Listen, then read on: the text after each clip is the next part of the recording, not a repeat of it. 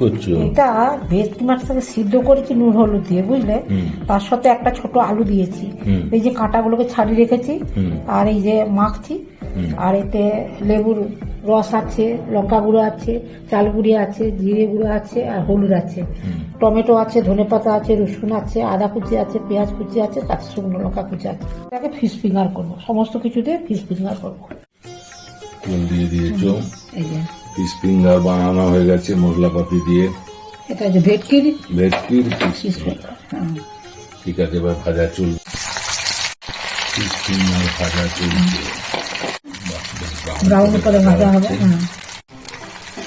Finger ভাজা হয়ে গেছে, এবার তোলা হচ্ছে। বাহ, সুন্দর ব্রাউন করে ভাজা হয়েছে, তাহলে ফিশ ফিঙ্গার কমপ্লিট। বাহ, খুব সুন্দর করে ভাজা হয়েছে, ফিশ ফিঙ্গার কমপ্লিট। ভেটকির ফিশ ফিঙ্গার কমপ্লিট ভাজা।